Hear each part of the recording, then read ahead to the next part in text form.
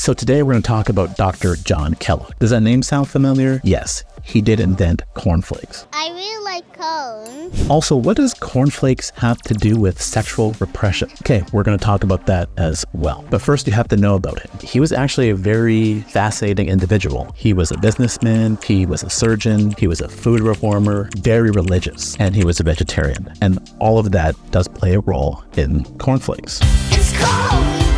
He went to medical school in New York, graduated in 1875, and then later he went to London and Vienna to study surgery. He opened up a sanitarium where he saw most of his patients. And again, he became very popular and he was very busy with many patients. His popularity grew. He became friends and had associates such as Henry Ford, Thomas Edison, as well as President Taft. So to understand the invention, you have to understand how he thought. And he had several principles that he believed in. One was that a lot of disease is caused by poor gut health. And the better you help with the gut, the better health you will have, less disease you will have. He also believed in sexual repression. Suppress sex as much as possible, you will eliminate disease. And actually he took this pretty far. He is rumored to have never consummated his marriage.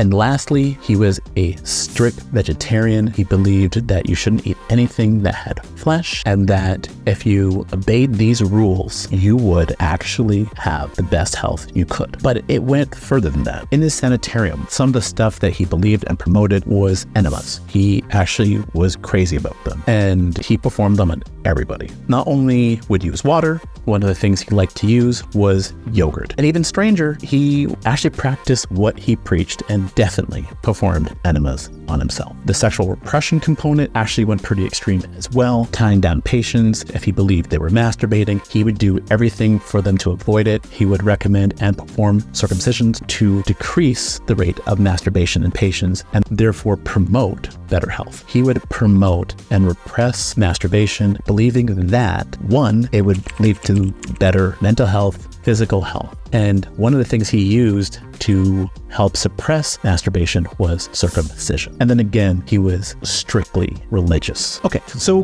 where do Corn Flakes come in? Again, you have to remember his belief. No alcohol, no tobacco, no sex. Food should be strictly vegetarian. And actually, he believed that food should be bland.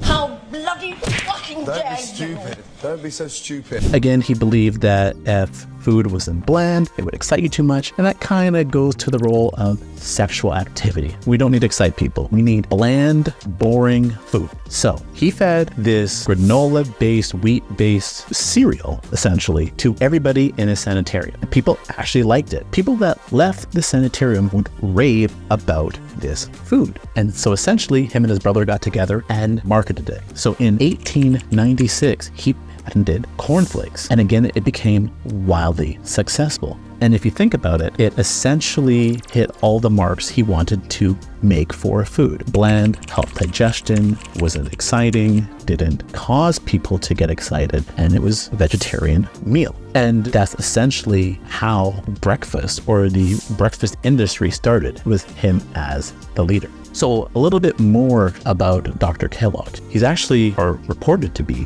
a really good surgeon, performed some over 2,000 surgeries. However, there's some dishonorable mentions with him. He actually created an organization called Race Betterment Foundation, and essentially it promoted eugenics.